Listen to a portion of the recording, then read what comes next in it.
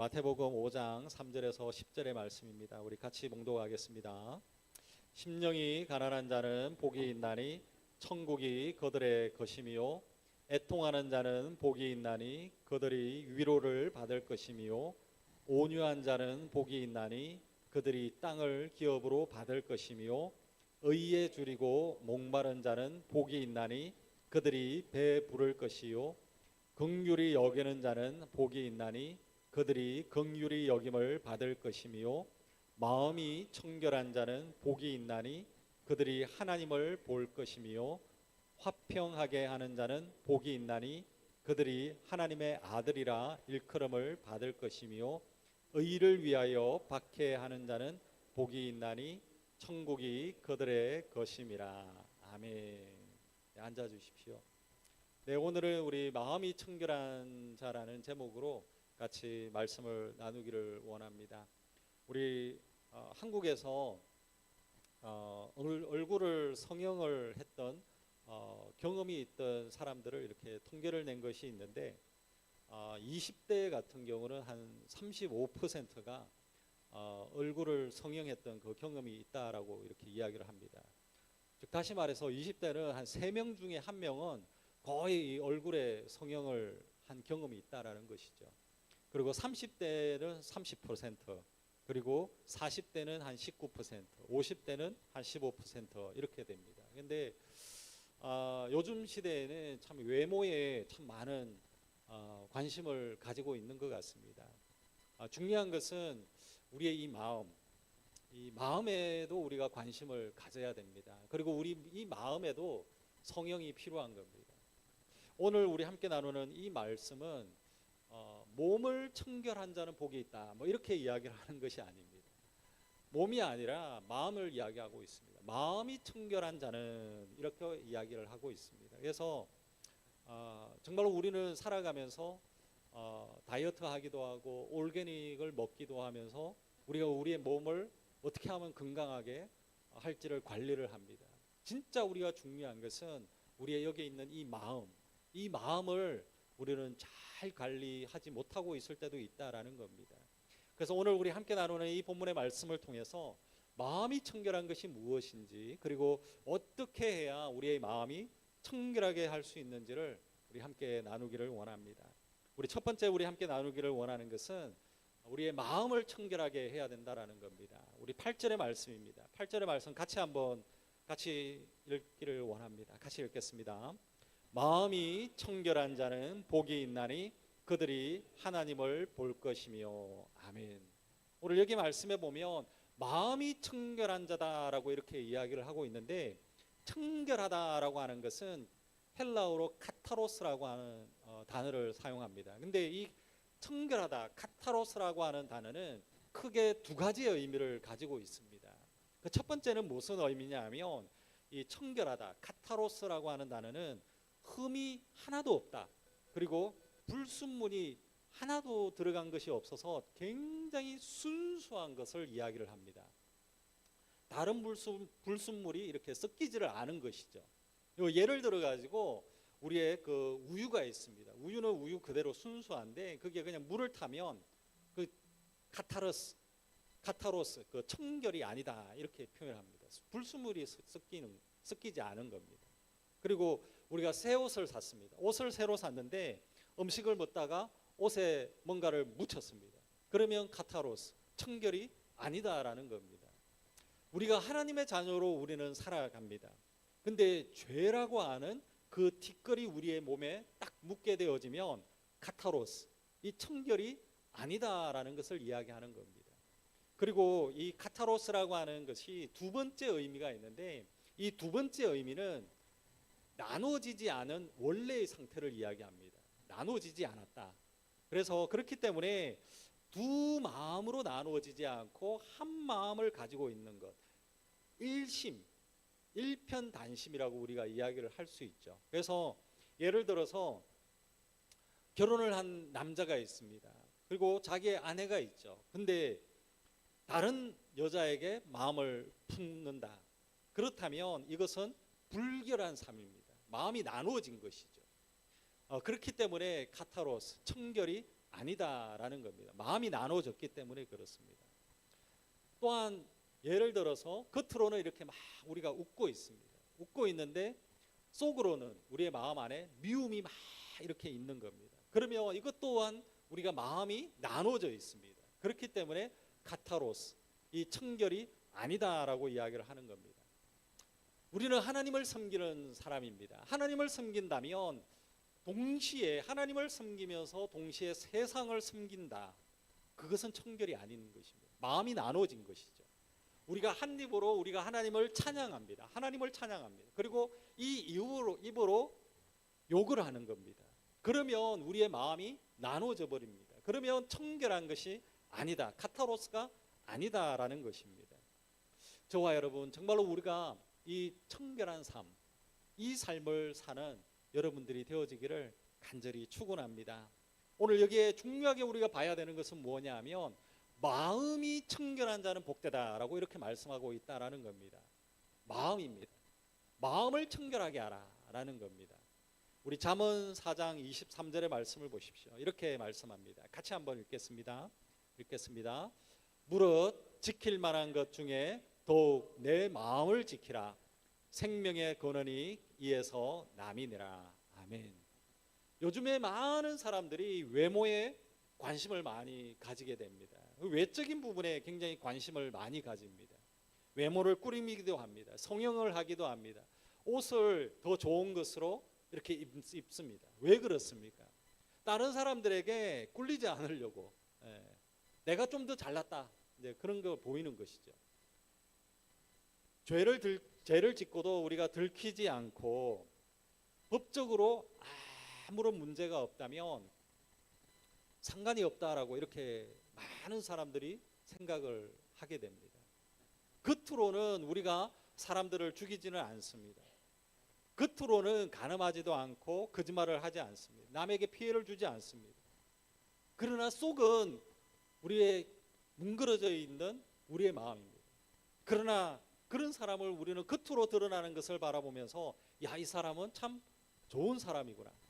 그러나 그 사람은 그 속마음을 우리는 모르는 겁니다. 옆에 앉아있는 사람들의 속마음은 어떤 마음을 품고 있는지 우리는 아무도 모른다라는 겁니다. 우리의 인간의 그 내면, 이 내면이 겉으로 드러나는 것과 전혀 다르게 나타날 수 있는 겁니다.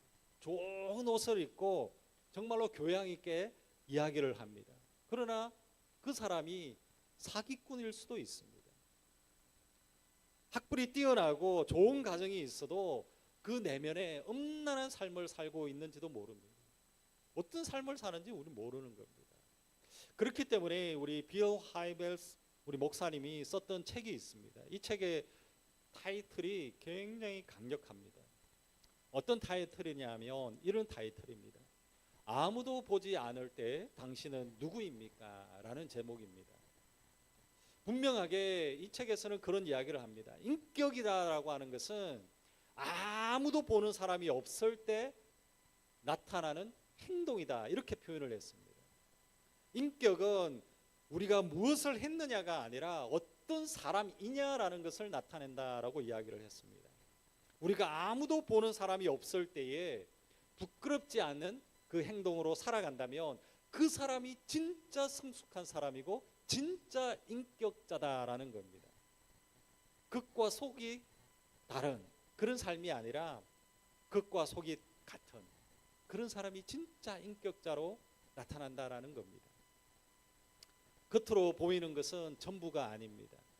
화려한 말, 또 외모에 우리는 겉으로 보이는 것에 속지 말아야 된다라는 것입니다. 우리의 마음 가운데 미움이, 질투나 음란함이, 아니면 세상의 그 욕망이, 거짓이나 속임수, 이런 것으로 가득 차 있다라고 생각을 해보십시오. 그러면 여러분, 내 마음 한번 볼래? 하면서 옆에 사람들한테 보여주고 싶습니까? 내 안에 믿음이 가득 차 있고 질투가 가득 차 있는데 옆에 사람에게 내 마음 이렇게 한번 보여줄까? 그렇게 하고 싶습니까? 우리는 그 마음을 보여주기가 싫지 않습니까? 그러나 중요한 것은 여러분, 하나님, 하나님은 다 알고 있습니다. 저와 여러분 정말 우리 안에 무슨 마음을 품고 있습니까? 하나님, 내 마음이 이렇습니다. 질투하는 마음이 이렇습니다. 이렇게 보여주고 싶습니까? 정말로 우리가 살아갈 때에 우리의 마음 가운데 우리의 마음을 열어서 하나님, 내가 이렇게 청결하게 살아가고 있습니다. 하나님께 보여줄 수 있다면 그거는 진짜 청결한 삶을 사는 것이 아닐까라고 생각을 해봅니다. 저와 여러분 정말로 하나님 앞에 숨기지 마시길 바랍니다. 우리가 사람들을 속일 수 있어도 잠깐은 속일 수 있지만 하나님을 속일 수가 없습니다. 우리가 하나님 앞에 정말로 우리의 마음을 청결하게 하는 여러분들이 되어지기를 간절히 축원합니다. 그래서 하나님 앞에 하나님, 내 마음 아시죠? 내가 다른 사람들은 아무도 몰라도 하나님, 내 마음을 아시죠? 나는 하나님 앞에 청결합니다. 그렇게 고백할 수 있는 저와 여러분 우리 모두가 다 되어지기를 간절히 축원합니다. 그래서 오늘도 우리가 외적인 것에 정말 우리가 관심을 두지 마라, 그것이 아닙니다. 더 관심을 둬야 되는 것은 우리의 마음이다라는 겁니다. 마음을 청결케 하는 저와 여러분이 되어지기를 간절히 축원합니다. 그래서 정말로 하나님 앞에 떳떳하게 살아가면 얼마나 기분이 좋은지 모릅니다. 하나님 앞에 우리의 미움을 속이고 산다면 우리의 마음은 너무나도 괴롭습니다. 그러나 하나님 앞에 당당하게, 하나님, 내가 이렇게 당당합니다, 그렇게라도 살아간다면 우리는 얼마나 마음이 평안한지 모릅니다. 여러분 얼마나 기분이 좋은지 모릅니다. 저와 여러분 하나님 앞에 우리의 마음을 환하게 다 보여줄 수 있을 정도로 그렇게 청결한 삶을 살아내는 저와 여러분 우리 모두가 다 되어지기를 간절히 축원합니다. 아멘. 우리 두 번째는 이제는 우리의 영혼 가운데 예수 그리스도의 피로 우리가 청결하게 해야 된다라는 겁니다. 8절의 말씀을 다시 한번 보십시오. 마음이 청결한 자는 복이 있나니 그들이 하나님을 볼 것이다 라고 했습니다. 그렇다면 우리의 마음을 어떻게 해야만이 청결하게 할 수 있느냐라는 것입니다. 저와 여러분 우리가 매일같이 우리가 옷을 빱니다. 옷이 이렇게 더러워집니다. 그러면 어떻게 합니까? 세탁기에 넣죠. 그렇게 하면 이제 또 깨끗해집니다. 차가 더러워집니다. 그러면 어떻게 합니까? 세차를 하는 것이죠. 깨끗하게 닦습니다. 더러워진 옷을 우리가 깨끗하게 빨듯이 저와 여러분 우리의 영혼을 깨끗하게 우리가 청소해야 됩니다. 우리가 매일같이 우리가 샤워합니다. 매일같이 우리의 몸도 우리가 가꾸면서 깨끗하게 하려고 합니다. 진짜 중요한 것은 우리의 영혼, 내 마음 안에 있는 이 영혼을 깨끗하게 가꾸어야 한다라는 것입니다. 그렇다면 우리의 이 마음을 깨끗하게 하려면 어떻게 해야 되냐라는 겁니다. 뭐 세탁기를 돌릴 수도 없고 세차를 하듯이 그렇게 할 수도 없는데 어떻게 우리의 마음을 깨끗하게 할 수 있느냐라는 것입니다. 저와 여러분 우리가 깨끗하게 할 수 있습니다. 우리의 영혼을 깨끗하게 할 수 있는 방법이 있습니다. 제일 먼저 중요하게 여기는 것은 뭐냐 하면 예수 그리스도의 피, 예수 그리스도의 피가 우리의 영혼을 청결케 하는 것입니다. 너무나도 간단합니다. 주님께 나아가면 됩니다. 예수 그리스도의 피밖에 없는 것입니다. 성경에서는 우리 인간 안에 들어있는 많은 마음의 찌꺼기들이 있고 또 엄난한 생각들, 거짓된 마음들, 또 마음속에 깊이 숨겨뒀던 그 모든 죄악들이 있지만 그 모든 것을 깨끗하게 씻을 수 있는 유일한 방법은 예수 그리스도의 피밖에 없다라는 겁니다. 우리 이사야서 1장 18절의 말씀을 보십시오.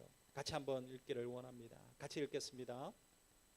여호와께서 말씀하시되 오라 우리가 서로 변론하자. 너희 죄가 주홍 같을지라도 눈과 같이 희어질 것이요 진홍같이 붉을지라도 양털같이 희게 되리라.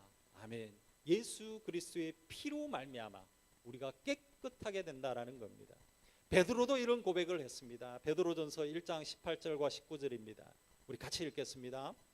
너희가 알거니와 너희 조상이 물려준 헛된 행실에서 대속함을 받은 것은 은이나 금같이 없어질 것으로 된 것이 아니요 오직 흠없고 점없는 어린 양 같은 그리스도의 보배로운 피로 된 것이니라. 아멘. 정말로 마치 우리가 더러운 옷을 세탁기 안에 넣어서 그 물로 깨끗하게 세탁하듯이 죄로 물든 우리의 영혼, 우리의 마음이 십자가의 그 세탁기 안에 들어가 버리면 그냥 예수 그리스도의 피로 우리를 정결케 해주신다라고 이야기하고 있는 겁니다. 이게 무슨 의미라고 생각됩니까? 2000년 전에 예수님이 흘리신 그 피는 바로 저와 여러분, 우리를 향하여 흘리신 피다라는 것을 믿어야 한다라는 것입니다. 믿는다면 정결케 되어진다라는 것입니다. 예전에 최초로 심장 이식을 성공했던 박사님이 있습니다. 굉장히 유명한 박사님입니다. 버나드 박사님이십니다. 1967년이었습니다. 그때에 인류 최초로 심장을 이식했습니다. 사람의 심장을 이식했는데 정말로 힘든 여정이었습니다. 그래서 30명 정도 되는 의사들이 다 붙어가지고 열심히 해가지고 심장을 이식하는 데 성공했습니다. 근데 중요한 것은 뭐냐 하면 이 버나드 박사님이 부부 사이가 별로 좋지가 못했던 것 같습니다. 그래서 이 버나드 박사님은 이혼을 하셨습니다. 나중에. 그래서 사람들이 주변에 이런 이야기를 했습니다. 야, 이 버나드 박사님은 사람의 이 사람의 심장은 그냥 이식을 할 수 있지만 사람의 마음, 자신의 마음, 아내의 마음, 그 모든 그 마음은 이식을 할 수가 없는가 보구나. 그래서 사람들이 그랬습니다. 이 마음을 이식할 수 있는 분은 하나님밖에 없다라는 겁니다. 우리의 마음을 새롭게 하는 것은 예수님밖에 없는 줄로 믿습니다. 저와 여러분의 마음을 새롭게 하실 분은 예수 그리스도의 피밖에 없습니다. 예수님께 나아가는 저와 여러분이 되어지기를 간절히 축원합니다. 예수 그리스도의 십자가 앞에 나아가시길 바랍니다. 여러분이 가지고 있는 죄가 있습니까? 미움이 있습니까? 질투가 있습니까? 우리 안에 영혼이 더럽게 물들어 있습니까? 예수 그리스도의 십자가 앞에 나아가서 정결함을 얻는 저와 여러분, 우리 모두가 다 되어지기를 간절히 축원합니다. 저와 여러분, 그리고 우리의 영혼이 정결케 되어질 수 있는 또 다른 두 번째 방법이 있습니다. 그 두 번째 방법은 뭐냐 하면 바로 하나님의 말씀입니다. 우리 시편 119편 9절의 말씀입니다. 같이 한번 읽겠습니다. 청년이 무엇으로 그 행실을 깨끗하게 하리까? 주의 말씀을 따라 삼갈 것이니라. 또 우리 133절입니다. 같이 읽겠습니다. 나의 행보를 주의 말씀에 굳게 세우시고 아무 죄악이 나를 주장치 못하게 하소서. 아멘. 하나님의 말씀을 가까이 해야 됩니다. 하나님의 말씀을 가까이 한다라는 것은 무슨 말이냐 하면 하나님을 만난다라는 것입니다. 우리의 이 말씀이다라고 하는 것은 우리의 삶의 기준점이 되는 것입니다. 그렇기 때문에 우리가 성경을 가까이 하지 않고 말씀을 가까이 하지 않는다면 우리가 거룩함을 이야기할 수가 없습니다. 성경을 가까이 하고 하나님의 말씀을 가까이 하게 되어지고 하나님의 말씀을 알게 되어질 때 분명하게 알게 되어지는 것이 있습니다. 그것은 하나님의 뜻입니다. 그리고 하나님의 원하시는 뜻 안에 죄가 무엇인지를 깨닫게 되어진다라는 것입니다. 그렇기 때문에 우리가 세상에 살아가면서 세상의 죄가 우리를 향하여 나아올 때에 하나님의 말씀이 우리의 방패가 되어주는 겁니다. 그렇기 때문에 우리의 말씀 앞에 서야 됩니다. 말씀 앞에 서면 하나님의 말씀으로 말미암아 세상으로부터 오는 그 죄악된 것을 우리는 다 막을 수 있습니다. 저와 여러분, 우리 거울을 보시는 분이 있습니까? 매일같이 거울 보시지 않습니까? 안 보는 분이 있습니까? 저도 아침에 나오면서 거울을 보았습니다. 왜 거울 봤겠습니까? 예쁘게 보이려고. 여러분 앞에 서는데 또 예쁘게 보이려고. 여기에 뭔가 묻어 있으면 안 좋잖아요. 묻어 있으면 안 좋잖아요. 그래서 거울을 봅니다. 그래서 여기에 뭔가 묻었는가 이렇게 봅니다.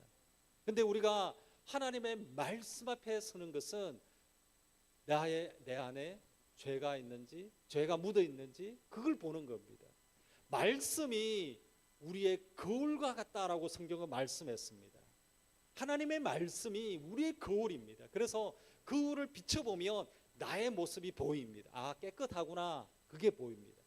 성경의 말씀으로 우리가 나아가면 그 말씀을 딱 비춰보면 아, 내가 잘 살고 있구나. 말씀을 비추어 보면 아, 내가 죄악으로 가고 있나, 그것을 볼 수 있습니다. 말씀을 보지 않고서는, 말씀을 안 보면 내 마음대로 살고 있어도 아, 나는 잘 살고 있다, 이렇게 착각을 하는 겁니다. 그래서 우리가 매일같이 우리가 큐티하는 것이 너무나도 중요한 것이 그것입니다. 매일 우리가 아침마다 하나님의 말씀을 봅니다. 그것은 하나님의 말씀, 이 큐티의 말씀을 통하여서 우리의 삶을 보는 겁니다. 하나님을 만나는 것이고, 이 말씀을 통하여서 하나님의 뜻이 무엇인지를 아는 것이고, 죄가 무엇인지를 아는 겁니다. 그렇기 때문에 저와 여러분, 하나님의 말씀을 사모하는 저와 여러분이 되어지기를 간절히 축원합니다. 하나님의 말씀이 여러분의 인생의 방패가 되어져서 어떠한 그 죄악이 들어올 때마다 하나님의 말씀으로 무장하고 이겨내는 저와 여러분이 되어지기를 간절히 축원합니다. 아멘. 그리고 우리가 또한 우리가 정결케 되어지는 것은 세 번째, 우리가 회개할 때 됩니다. 요한일서 우리 1장 9절의 말씀입니다. 같이 한번 읽기를 원합니다. 같이 읽겠습니다. 만일 우리가 우리 죄를 자백하면 저는 미쁘시고 의로우사 우리 죄를 사하시고 모든 불의에서 우리를 깨끗하게 하실 것이요. 아멘. 여기 이 말씀 여러분 꼭 기억하셔야 됩니다. 이 말씀 암송할 수 있으면 여러분 꼭 암송하셔야 됩니다. 이 말씀에 뭐라고 이야기하고 있습니까? 우리가 우리의 죄를 자백하기만 하면, 회개하기만 하면 하나님께서는 우리를 깨끗하게 해주시겠다라는 것을 이야기하고 있습니다. 즉 다시 말해서 구원받은 성도는 회개의 기도를 드려야 되는 겁니다. 저와 여러분, 우리가 매일같이 차를 타고 다닙니다. 차를 타고 다니는데 차에 더러운 것이나 기스난 것이 없는지 매일 이렇게 살펴봅니다. 근데 우리가 새 차를 하든지 아니면 새로운 그 차를 사든지 그러면 더 우리는 신경을 씁니다. 차가 더러워졌나 막 이렇게 봅니다. 새 차를 하고 난 그 다음 날 더 그렇죠. 근데 하루가 지나고 이틀이 지나고 일주일이 지나고 아니면 한 달이 지나고 1년이 지나면 차가 그냥 조금 더러워집니다. 조금 더러워지면 아유 대체 오케이, 그냥 뭐 차는 굴러가면 되지.